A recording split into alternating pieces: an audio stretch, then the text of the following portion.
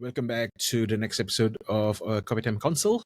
And as I mentioned earlier on, we're going to go back to Malaysia and talk about local issue. And the issue is there was an announcement made by Anwar Ibrahim last week to announce the subsidy rationalization. There was no clear plan for this. It was just mentioned that it will be mainly he addressed about the corruption, governance, and then he would say that the first one to be on the line is a diesel subsidy to be taken and to be redistributed in a different way. So, Adi, before I say my piece, how is your reaction towards this?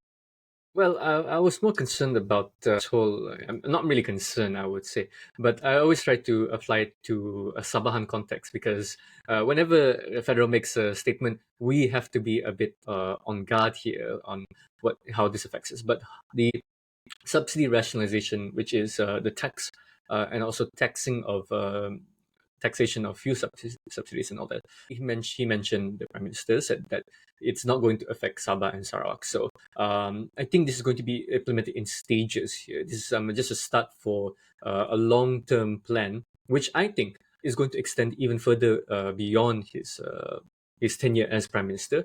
So I think this is something that he's looking towards implementing and sort of realizing in his second term as the Prime Minister. So that straight away got into my head straight away. I said, okay, he's in the long-term stages now. He's thinking of what he's going to do, set up now, so that he can implement in the second term. Usually, that's how the case is for more ambitious prime ministers and more ambitious leaders. They always use the first term to cement and consolidate their support bases, then start drafting up plans. Then in the second term, they would begin the implementation phases. So Sabah and Sarawak not affected, but he didn't say a cap on time limit whether or not how it's going to be a constant state of affairs. There's going to be a constant thing that's going to stay.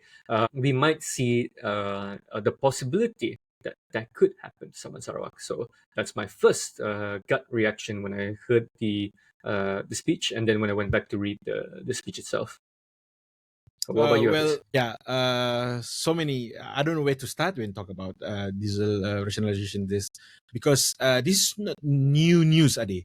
Because it's been happening since even Najib's administration, where they float the fuel prices, so called that. But there will be still subsidy that we still enjoying today. Principally, Adi, you ask any economist that this is the right thing to do. And I also think this is the right thing to do. But I wasn't thinking this is the right thing to do if you ask me 10 years ago. Because at the time it was, I think subsidy is some sort of like, it's not the time yet for us to do. It's something in discussion of GST as well. Like, I think there would be a better timing for that. And my concern for this subsidy rationalization is not really the content of it, because we pretty much know what the content is. They're going to go ahead with diesel and then petrol in stages. But how are they going to do it? The implementation of doing this. And as so far as we see, I will give it decent because I like the storytelling and the thinking that it needs to be go on with stages. Anwar Ibrahim, in his announcement, prerequisite a lot of things before he touched on subsidy. He moaned again, like he kept talking about corruptions and good governance as a prerequisite to why they do this, because there's simply the message that he's trying to say is that there's no point of us doing this if there are still leakages, if there's still corruptions. So, it wouldn't benefit the racket at all. So that's why in the past 6 or even 12 months, Adi, we see MSCC working very, very hard, like never before, doing all of this, going against the crusade towards corruption. So that's good news for us, the racket. But another part of it is that, like I mentioned, how they're going to implement this. Another thing, we can see the information is as good as how they communicate it. So in terms of the storytelling, I like it. But if there's one thing that I must say to the unity government administration and how they're gonna do this involving the racket, is that I think it's time for our political leaders to do announcement like how Google or Apple do their biannual or annual announcement with a huge graphic followed by the speech, sort of thing. Especially, excuse me, when you talk about something like this, it involves facts and figures. It would help if we see some graphs, some facts on the screen, and Anwar Ibrahim would say to justify it, followed by he's a very good orator. So he another visual aids, that's perfect. So I think that would be help in terms of to dissipate all this information as well. You know, media can just turn it into a TikTok or images and to be shared to the public, rather than just like giving a very long wordy PDF saying basically nothing. It's just a repetition of one thing. So with all this type of new delivery of information, I think it would help the government to, especially in things like this. This is a policy that if you ask any economist or anyone in the administration, this is the right thing to do. But why we only talk about this in the last 10, 50, 20 years? No administration ever was brave enough to go ahead and actually do it. And now we see Anwar Ibrahim, like you said, maybe he's thinking long term. Let's do it. This is only his second year. He has 3 more years down the road. Yes, if you want to do anything radical, do it now. Don't wait until the 4th year or 5th year. It's not going to happen when election is around the corner. So yes, in terms of timing, everything is good. Just my point just now, it's how they would deliver the information. Because if you see on the social media, all those people are going like, hey, this is the government that defended subsidy 10 years ago. They even have a screenshot of Haffiz saying that, hey, I will die fighting for subsidy. Well, yeah, that was Malaysia when Malaysia has less than 1 trillion debt. It's the case anymore. It's 1.5, I think, trillion debt that we have right now. So it's a whole different game. I understand, like people would say this and that, but I also not defending PKR as party.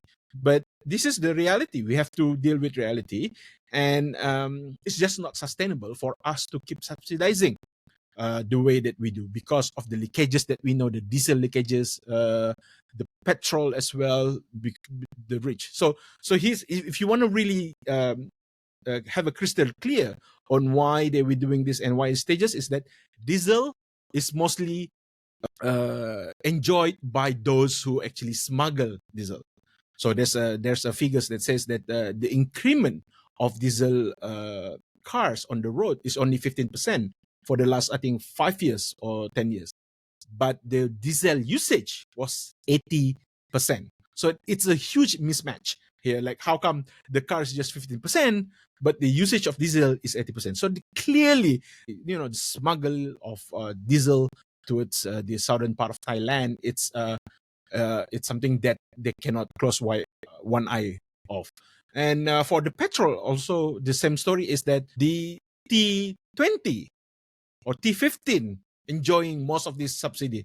The simple logic is that most of the B40, M40, they may use smaller car or motorcycle capacity, so they wouldn't use much fuel. But the T20 with their supercars or whatnot, these are the type of cars that thirst, that hungry of dinosaur oil. So if you see it that way, it's clear that who's benefiting from this. That's why I don't get when people put on social media and says this is a government that don't think of the rakyat. How are we gonna face this after this? Because at the moment, I assume those who are posting on this is the B40 and M40. They wouldn't enjoy it as much as the top 20. Why are you defending the top 20 with his Ferrari that wants to enjoy the subsidy 2 ringgit and 5 cent of RON 95?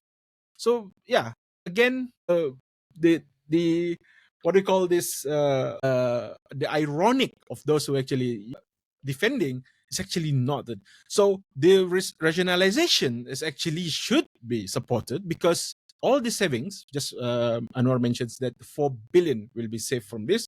This 4 billion will be channeled into public housing, schools, and healthcare. I mean, yeah, there's a lot of mistrust in the last previous administration, but that sort of spirit is not helping in building a nation, isn't it? So I think all we have to do is support Anwar Ibrahim and the administration shows their sincerity with their corruptions battle and whatnot. So we need to reciprocate. And the way we do is just, okay, you want to do this, you have a clear plan, let's go ahead and see. If you make a mistake or you try to fool us, we're gonna punish you in the next general elections. It's as easy as that, you know. Like you can't just be like, oh, 2 years in, and this Anwar wants to be a hero and try to rationalize subsidy. No, it's not about him being a hero. It's actually for us, and they, you know, even in Saudi, the fuel price is even more expensive than us. And why are we still subsidizing for fuel that enjoyed by T20? I would stop here first. Let's come in from you. I think it's people are getting the perception that this is some kind of austerity measure here, because I think it was in March they already had that idea that the raising of the rate of sales and services tax is indicating of a long-term trend towards austerity, right? And then maybe they would mistaken the subsidy cuts, right? Less government spending on subsidies as another addition of austerity. But if the savings are up to 4 billion ringgit, right? Subsidies, right? If you cut down the subsidies for particular groups, right?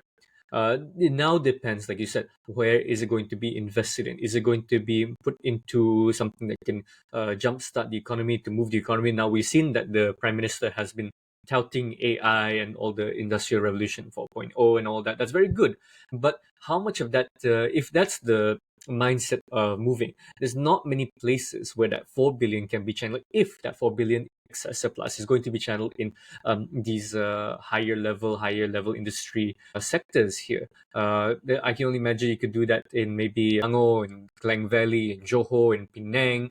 But if you think about it, not many other states would be able to develop. You have to still set up the basic infrastructure. So, I mean, it's which one do you want? You want to prioritize building tall, or do you want to build wide here with that the access that surplus you have? But as long as it's done properly and it's managed well, I think it's a good step in the right direction. I think you're right here when it comes to this whole business of subsidies. We become very reliant on subsidies. Like you said, we've enjoyed very good prices for diesel. And all kinds of other subsidies that we've enjoyed here, right? In Malaysia, we're very lucky to have that subsidized healthcare, subsidized cooking oil, and other kinds of subsidized items that we have and services. So it's now more so that the government needs to find a way to rebuild its coffers. It needs to generate more revenue, because if a lot of that revenue is tied up with subsidies, right, and maintenance, it's going to be very hard to find that access to actually grow. And I think that is the key here for what the Prime Minister is trying to set, is that he wants to push for a more very bold economic plan of growth here. And that's why they have the Industrial Master Plan, which is trying to ensure that Sabah is Malaysia and Sabah as well is rising as an industrial player here. Sarawak it's been successful in doing that on its own now with its, I think it's hydrogen power. I think that's the new thing that they're trying to pursue. So in a way, now industrialization seems to be the key focus. I think it took a long time until we finally realized, a lot of leaders really realized that the downstreaming processes needs to be championed here in order to ensure that we do industrialize fast enough to add value and then escape that middle income trap. I think this is what the Prime Minister is trying to convey at, because the Prime Minister did go through the financial crisis during the 90s. He was the finance minister, and he did see the transition as well of how technology has spurred growth, right? So he's not like the older guard still around, or the guard that's left behind. He sees this as progress, I believe.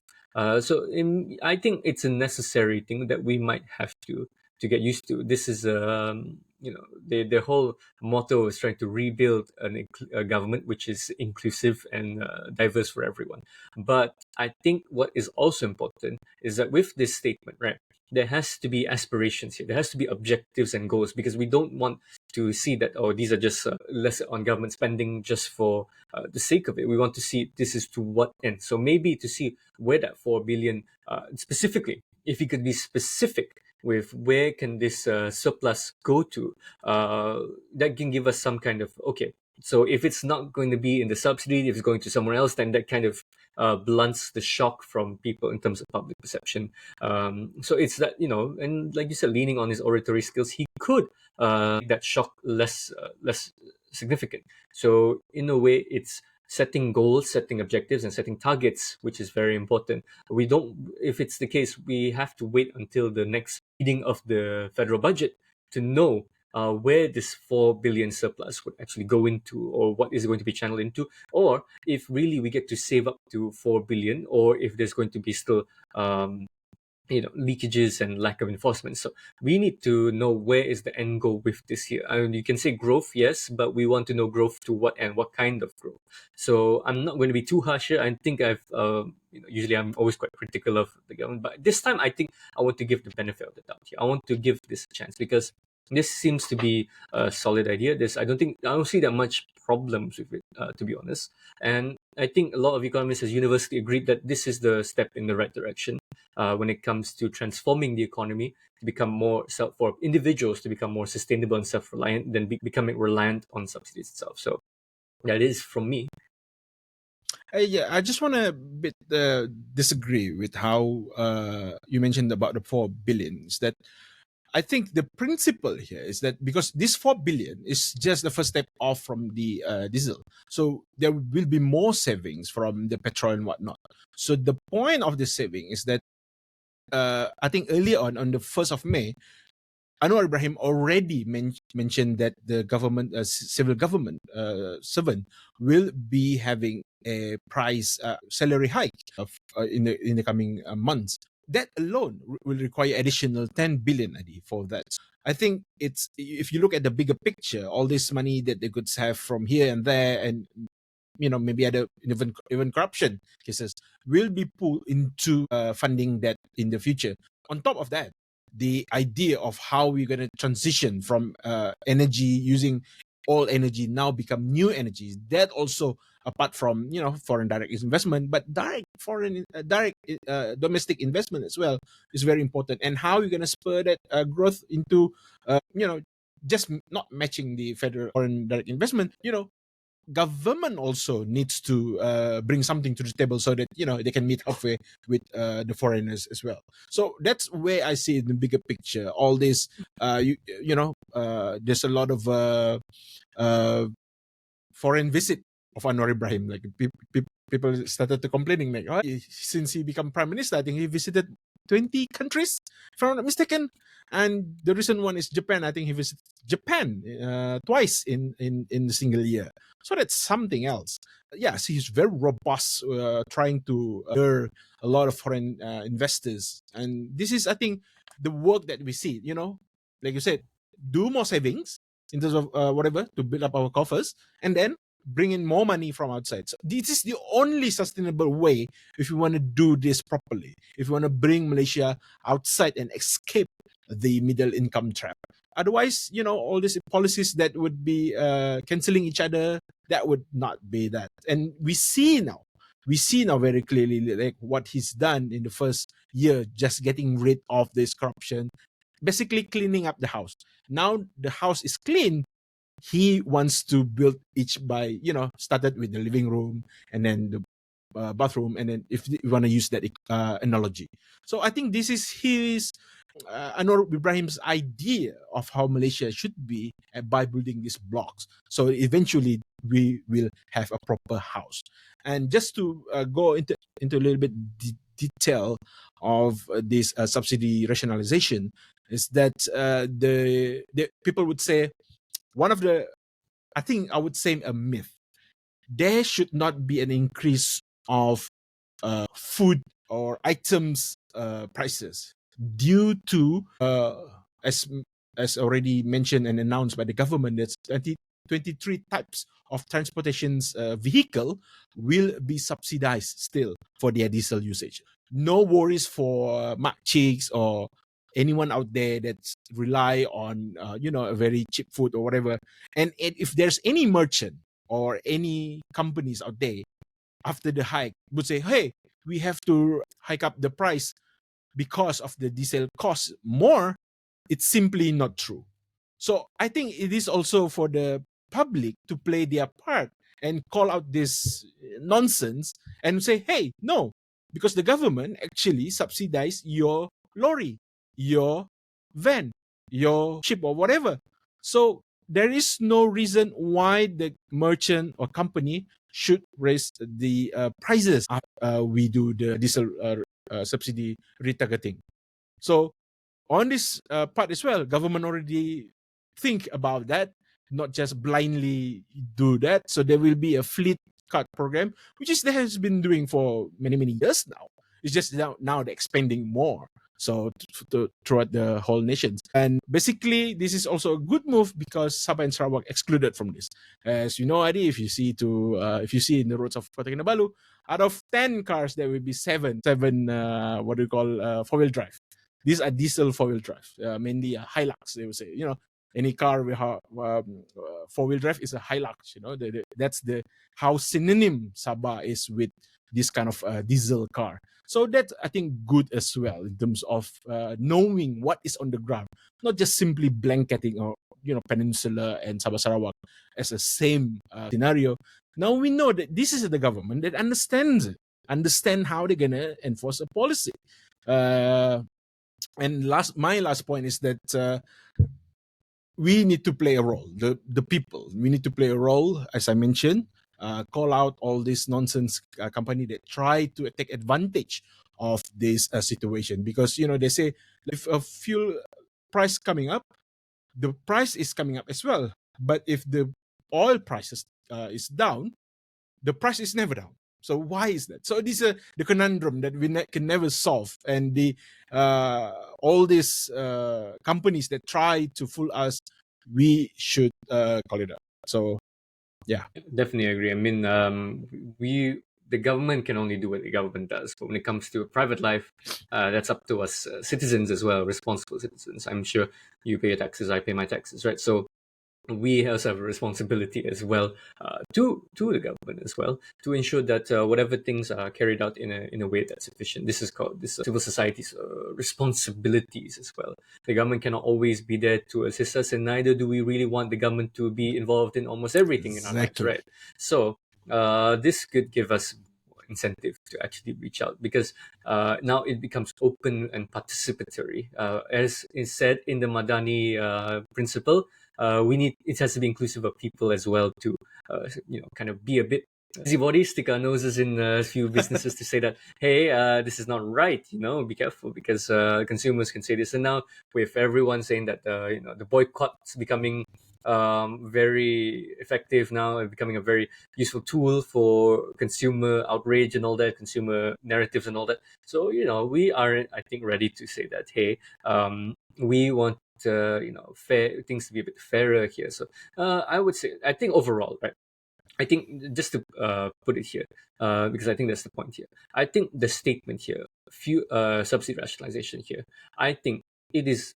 It gets my approval here. I think this is nothing to be criticized, really. I think is you're criticized is more so that you're just finding fault with the Prime Minister and the government, and that's coming from somebody that's always trying to be critical of the government, because I think that's a avenue for me to take. But I think there's certain times where we have to relax a bit and say that, okay, if it's good, it's good, right? If it doesn't turn out good, right, if in terms of implementation, that is where I think the important part here, how it is implemented, like you said, in stages, and then how it is being used. It's going to expand as well the potential for savings as well. So I think, if I was a government person, right, if I was the Prime Minister, I would also think of ways to find, we need to generate more money here. We need to find a way to save on spending that is not conducive or sustainable for us. That would be the first thing I would also do. I think it makes sense. It's quite logical.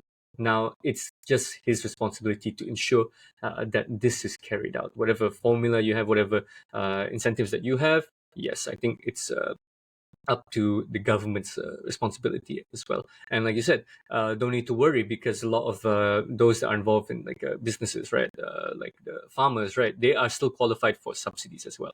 So it's, if you want to say that this will harm, let's say, the grassroots, right, I would say that most of the grassroots who use diesel are still eligible for such subsidies. It's just people who are more of a career path that's not as labor heavy or machinery heavy that would mostly feel it, which I think still should be okay, commercially speaking. But when it comes to industry, I think subsidies are still enjoyed in that regard.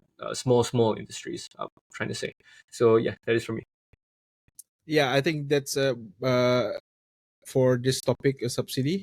I think it's almost half an hour mark, and I think we welcome if you have any thoughts on this. Because it's gonna involve every Malaysians here. So if you have any thoughts on what the government is doing, please write down on the comment as well.